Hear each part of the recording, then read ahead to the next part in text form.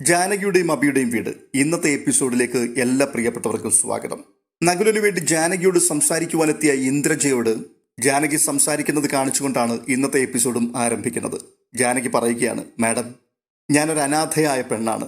ഞാൻ ധരിച്ച ഡ്രസ്സ് പോലും മാഡത്തിന്റെ നിലവാരത്തിന് ചേർന്നതല്ല. പിന്നെ എങ്ങനെയാണ് മാഡം നിങ്ങൾക്ക് എന്നെ ഉൾക്കൊള്ളാനാവുന്നത്? ചേരേണ്ടതേ ചേരാവൂ എന്ന് പറയുന്നത് കേട്ടിട്ടില്ലേ? ഒരിക്കലും എനിക്ക് നിങ്ങളുടെ വീട്ടിൽ ജീവിക്കുവാൻ കഴിയില്ല. ഞാൻ ജീവിക്കുന്നത് എൻ്റെ പരിമിതികൾ അറിഞ്ഞാണ്. ഒരു സ്വപ്നങ്ങളും എനിക്കില്ല. വിവാഹത്തെപ്പറ്റി ഞാൻ ചിന്തിച്ചിട്ടുമില്ല. മാഡം ഒരു തമാശ പറഞ്ഞ് എന്നെ ഒന്ന് കളിയാക്കിയതായിട്ട് മാത്രമേ ഞാൻ കരുതൂ. ഞാൻ പൊയ്ക്കോട്ടെ മാഡം. ഇത് പറഞ്ഞ് ജാനകി തിരികെ നടക്കുവാൻ ഒരുങ്ങുമ്പോൾ പിന്നിൽ നിന്നുകൊണ്ട്, നിക്കടി അവിടെ. നിന്നോട് തമാശ പറയാൻ ഫ്ലൈറ്റ് എടുത്ത് ഞങ്ങൾക്ക് ബാംഗ്ലൂരിൽ നിന്നും ഇവിടെ വരെ വരണോടി. നകുലന്റെ ആഗ്രഹം സാധിച്ചു കൊടുക്കാനാണ് ഇന്ദ്രജ വന്നത്. നകുലൻ നിന്റെ കഴുത്തിൽ താലി കെട്ടും. അത് പറയുന്നത് ഇന്ദ്രജയാണ്.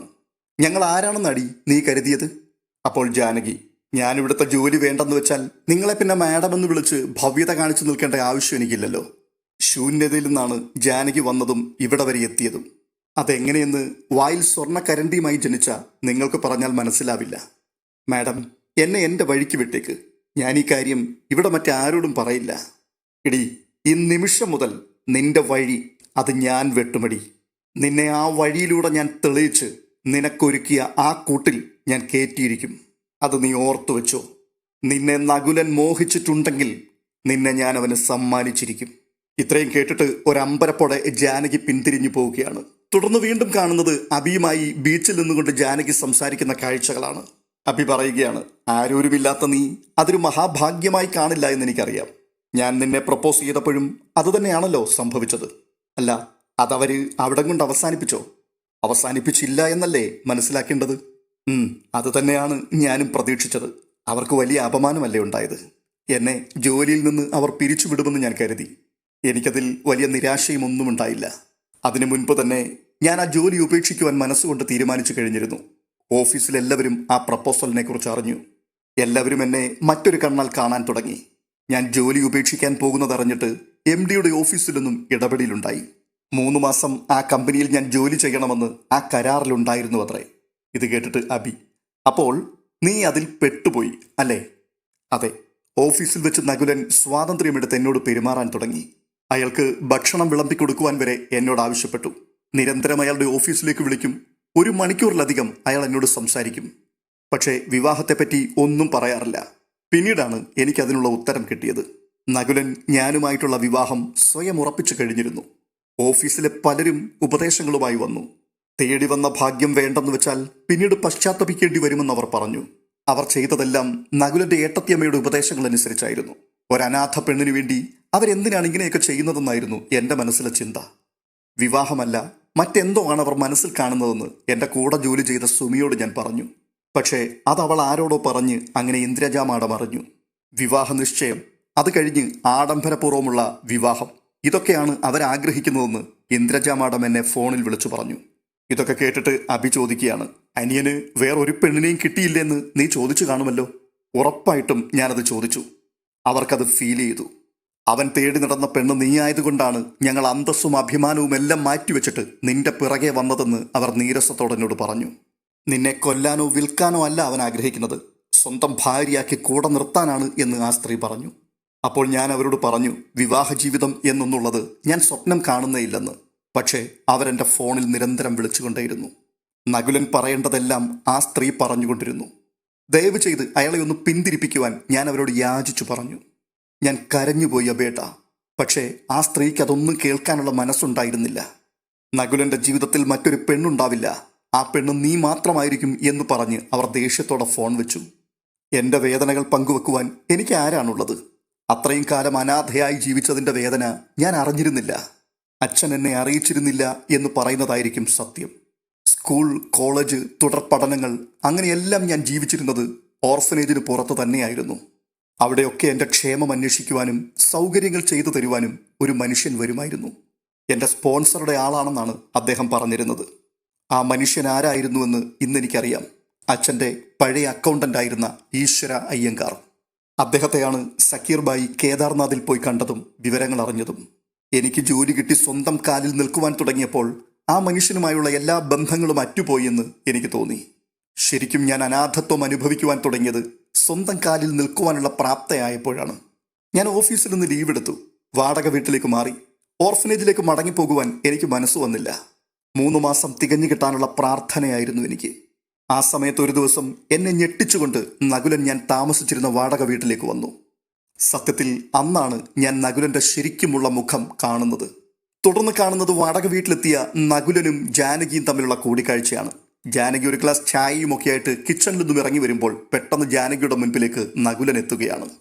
നകുലനെ കണ്ട് അമ്പരപ്പോടെ ജാനകി ചോദിക്കുകയാണ്, സാർ എന്തിനാണ് ഇങ്ങോട്ട് വന്നത്? അത് പിന്നെ ജാനകിയെ ഒന്ന് നേരിൽ കാണണമെങ്കിൽ ഇങ്ങോട്ട് വന്നാലല്ലേ പറ്റൂ. ഇത് പറഞ്ഞിട്ട് ജാനകിയുടെ കയ്യിലിരുന്ന ചായ അദ്ദേഹം അങ്ങ് വാങ്ങി ഒരു താങ്ക്സ് പറഞ്ഞ് കുടിക്കാൻ ആരംഭിച്ചു. സർ, ഇത് സ്ത്രീകൾ മാത്രം താമസിക്കുന്ന വീടാണ്. വേറെയും 2 പേർ വരാനുണ്ട്. ദയവ് ചെയ്ത് സാർ ഇവിടുന്ന് പോകണം. ഇവിടെ പുരുഷന്മാർ വരാറില്ല. ഓക്കെ, ഇപ്പം തന്നെ ഇറങ്ങാം. ജാനകി, ഡ്രസ്സ് ചെയ്ത് എൻ്റെ കൂടെ വരൂ. നമുക്ക് ബീച്ചിൽ പോയിരുന്ന് സംസാരിക്കാം. അതായിരിക്കും കുറച്ചുകൂടി നല്ലത്. പെട്ടെന്ന് ജാനകിക്കൊപ്പം ജോലി ചെയ്യുന്ന സുമി അവിടേക്ക് വരികയാണ്. അവൾ നകുലനോട് ചോദിക്കുന്നുണ്ട്, ആ സാറെന്താ ഇവിടെ? സുമി അറിഞ്ഞില്ലേ, ഞങ്ങൾ വിവാഹം കഴിക്കാൻ പോവുകയാണ്. അല്ല, ജാനകി കൂട്ടുകാരോടൊന്നും പറഞ്ഞില്ലേ? അപ്പോൾ സുമി, ഇന്ദ്രജ മാഡം സംസാരിച്ച കാര്യമൊക്കെ ജാനകി എന്നോട് പറഞ്ഞിരുന്നു. അപ്പോൾ ജാനകി, ഇതെന്തൊരു ഉപദ്രവമാ? എനിക്ക് പറയാനുള്ളതൊക്കെ ഞാൻ നിങ്ങളുടെ ആൾക്കാരോട് പറഞ്ഞു കഴിഞ്ഞു. അല്ല, ജാനകി ആലോചിച്ചിട്ട് പറയാമെന്നല്ലേ ഏട്ടത്തിയോട് പറഞ്ഞത്? പ്ലീസ് നിങ്ങളൊന്ന് പുറത്തു പോകണം. അപ്പോൾ വീണ്ടും നകുലൻ, കൂട്ടുകാരി ദയവായിട്ടൊന്ന് അകത്തേക്ക് പോകാമോ? ഞങ്ങൾക്ക് കുറച്ച് കാര്യങ്ങൾ സംസാരിക്കാനുണ്ട്.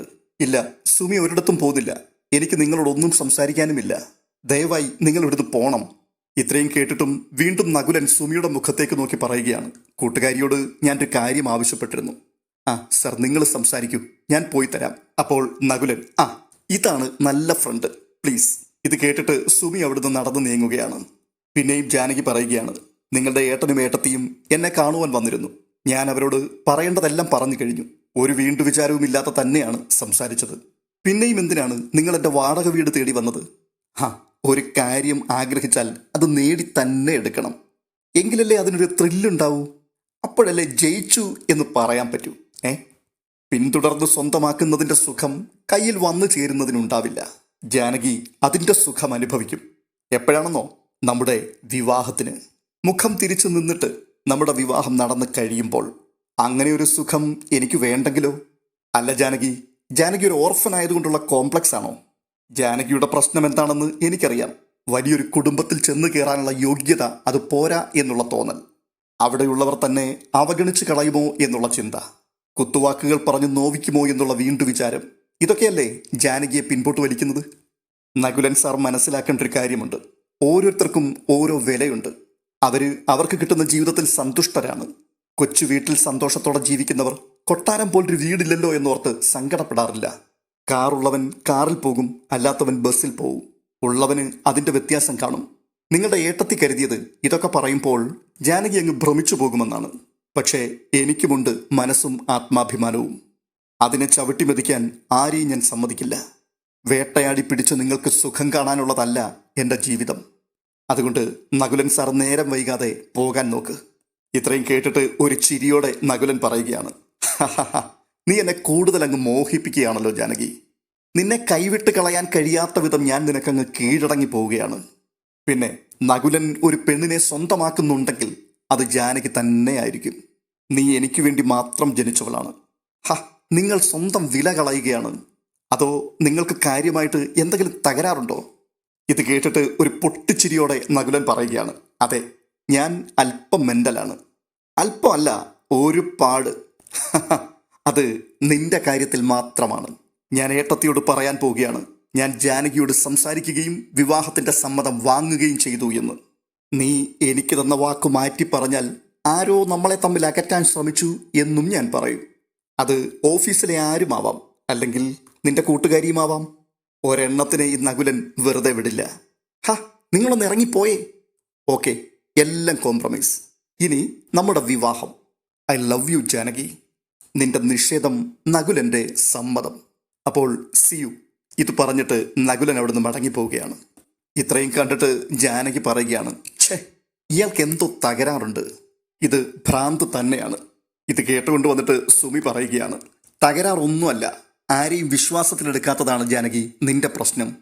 നകുലൻ നിന്നെ ഇഷ്ടപ്പെട്ടിട്ട് തന്നെയാണ് ബന്ധുക്കളെ അയച്ചത്. സത്യത്തിൽ സമൂഹത്തിൽ ജീവിക്കുവാൻ അർഹതയില്ല എന്നുള്ള തോന്നലാണ് നിനക്ക്. സുമി, ഒരു മനുഷ്യൻ ഇത്രയ്ക്ക് തരം താഴാമോ? അയാൾക്കൊരു നിലവാരമില്ലേ?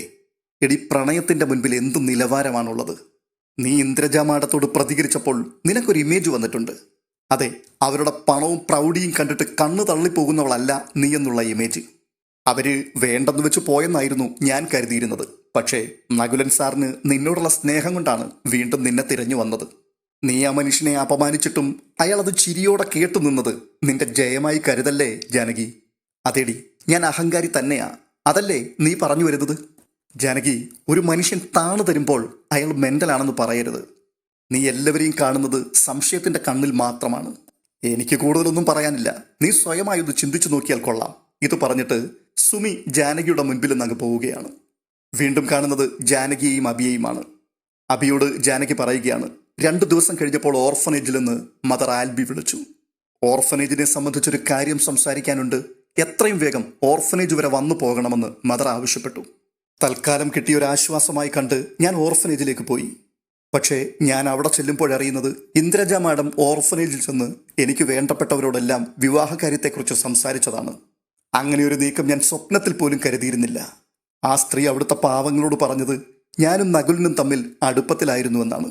ഞങ്ങൾ ഒരുമിച്ചുള്ള ഫോട്ടോസൊക്കെ ഇന്ദ്രജ മാഡം അവരെ കാണിച്ച് വിശ്വാസമുണ്ടാക്കി. നകുലൻ എപ്പോഴാണ് ഈ ഫോട്ടോസ് എടുത്തതെന്ന് എനിക്കറിയില്ലായിരുന്നു. ഞാൻ അയാൾക്ക് ഭക്ഷണം കൊടുക്കുന്നത്, എന്നെ അടുത്തിരുത്തി ചായ കുടിക്കുന്നത്, അങ്ങനെ ഒരുപാട് ചിത്രങ്ങൾ അയാൾ എടുത്തു വെച്ചിരുന്നു. ഞാൻ അറിയാതെ ക്യാബിനുള്ളിൽ ക്യാമറ വെച്ചിട്ട് അയാൾ രഹസ്യമായിട്ട് എടുത്തതായിരിക്കും ഇതൊക്കെ. അത് കേട്ടിട്ട് അബി, ഓളി ക്യാമറ വെച്ച് ഷൂട്ട് ചെയ്യാനാണോ ഈ കാലത്ത് പ്രയാസം? നിന്നെ കുരുക്കുന്നതിൽ കവിഞ്ഞ് അവനൊരു ലക്ഷ്യമില്ലായിരുന്നു. നിനക്ക് ചോദിക്കാനും പറയാനും ആരുമില്ലല്ലോ എന്നുള്ള ധൈര്യം. എത്ര അട്രാക്ഷൻ ഇല്ലാത്ത പെണ്ണുമായിക്കൊള്ളട്ടെ, പുരുഷന് അവളിൽ മോഹം ജനിക്കുന്നത് അയാളെ അവൾ ഒഴിവാക്കി വിടുവാൻ ശ്രമിക്കുമ്പോഴാണ്. അവന് തോന്നുന്ന വാശിയാണ് പിന്നീട് അവളെ സ്വന്തമാക്കുവാനുള്ള അടങ്ങാത്ത ദാഹത്തിലേക്ക് കൊണ്ടുവന്നെത്തിക്കുന്നത്. അതിനെ പ്രണയമെന്നല്ല പറയേണ്ടത്. ഒരു സാഡിസ്റ്റിന്റെ മനസ്സാണ് നകുലനിൽ ഇതുവരെയും ഞാൻ മനസ്സിലാക്കിയത്. എല്ലാ പഴുതുകളും അടച്ച് അവളെ വലയിലാക്കും, പിന്നീട് പകരം വീട്ടും. അപ്പോൾ വീണ്ടും ജാനകി പറയുകയാണ്, ഓർഫനേജിലുള്ളവരെല്ലാം അത് ജാനകിക്ക് വന്ന വലിയൊരു ഭാഗ്യമായിട്ട് കരുതി. ഓർഫനേജിന്റെ നടത്തിപ്പിനു വേണ്ടി അവർ വലിയൊരു തുകയും സംഭാവന ചെയ്തു. പുതിയ ബിൽഡിങ്ങിനു വേണ്ടി സഹായം ചെയ്യാമെന്നുള്ള ഉറപ്പും ഇന്ദ്രജ മാഡം നൽകി. മറ്റുള്ളവരുടെ സഹായം കൊണ്ട് മാത്രം ജീവിച്ചു പോകുന്ന ആ പാവങ്ങൾക്ക് അതൊരാശ്വാസമായിരുന്നു. ഞാൻ കാരണം അവർക്ക് നല്ല ജീവിത സാഹചര്യമുണ്ടാവും. എന്നെ ഞാനാക്കിയത് അവരായിരുന്നു. എങ്കിലും മദറിനോട് ഞാൻ എൻ്റെ മാനസികാവസ്ഥ പറയാൻ തന്നെ തീരുമാനിച്ചു. എൻ്റെ വിഷമം അറിയുന്ന മദർ ആ ബന്ധത്തിലേക്ക് എന്നെ തള്ളിവിടില്ല എന്ന് എനിക്ക് നല്ല നിശ്ചയമുണ്ടായിരുന്നു. പക്ഷേ മദറിൻ്റെ മുൻപിലെത്തിയ എനിക്ക് സ്വാർത്ഥയാകാൻ തോന്നിയില്ല. വലിയ സ്വപ്നങ്ങളൊക്കെ പങ്കുവച്ച് മദർ എന്നോട് സംസാരിച്ചു തുടങ്ങുകയായിരുന്നു. തുടർന്ന് കാണുന്നത് നാളത്തെ എപ്പിസോഡിന്റെ പ്രൊമോയാണ്. ഇന്ദ്രജ നകുലന്റെ കയ്യിൽ കയറി പിടിച്ചിട്ട് പറയുകയാണ്, നകുല, നീ പ്രശ്നമൊന്നും ഉണ്ടാക്കരുത്. നമ്മളെടുത്ത വസ്ത്രങ്ങളും ഓർണമെന്റ്സും ഒന്നും ധരിക്കില്ല എന്നുള്ള വാശിയിലാണ് ജാനകി. തുടർന്ന് കാണുന്നത് ജാനകി ഒരുങ്ങിക്കൊണ്ടിരിക്കുന്ന കാഴ്ചയാണ്. അവിടേക്ക് നകുലൻ ചെന്നിട്ട് ഒരാളെ പരിചയപ്പെടുത്തി പറയുകയാണ്, നിന്നെ ഒരുക്കാൻ വന്ന ബ്യൂട്ടീഷ്യനാണ്, കാതറിൻ ഫ്രം ബാംഗ്ലൂർ. അത് കേട്ടിട്ട് ജാനകി, എനിക്കതിൻ്റെ ആവശ്യമില്ല, ഞാൻ ഒരുങ്ങിക്കഴിഞ്ഞു, ഇത് തന്നെയാണ് എൻ്റെ ഒരുക്കം. അപ്പോൾ നകുലൻ, ജാനകി പുറത്തേക്ക് വരുമ്പോൾ എല്ലാവരും ഞെട്ടണം. അപ്പോൾ ബ്യൂട്ടീഷ്യൻ ചോദിക്കുന്നുണ്ട്, മുഖം ഒന്ന് വാഷ് ചെയ്തിട്ട് വരാമോ? എന്തിന്? എനിക്കത് വേണ്ടെന്ന് ഞാൻ പറഞ്ഞില്ലേ? പെട്ടെന്ന് കോപത്തോടെ അലറിക്കൊണ്ട് നകുലൻ പറയുകയാണ്, നീ എന്ത് ഡ്രസ്സ് ചെയ്യണമെന്നും എങ്ങനെ മേക്കപ്പ് ചെയ്യണമെന്നും അത് ഞാൻ തീരുമാനിക്കും. ഇത് കേട്ടുകൊണ്ട് ജാനകി സൂക്ഷിച്ച് നകുലന്റെ മുഖത്തേക്ക് നോക്കിക്കൊണ്ട് നിൽക്കുന്നിടത്താണ് പ്രൊമോയും അവസാനിക്കുന്നത്. ഈ വീഡിയോ നിങ്ങൾക്ക് ഇഷ്ടപ്പെട്ടിട്ടുണ്ടെങ്കിൽ ഒന്ന് ലൈക്ക് ചെയ്യുവാൻ മറക്കരുത്. ഇതുവരെയും സബ്സ്ക്രൈബ് ചെയ്തിട്ടില്ലാത്തവർ ചാനലും ഒന്ന് സബ്സ്ക്രൈബ് ചെയ്യുവാൻ മടിക്കരുത് എന്ന് ഓർപ്പിക്കുന്നു. അടുത്ത എപ്പിസോഡിന്റെ വീഡിയോയുമായി നാളെ കാണാം. അതുവരേക്കും ബൈ.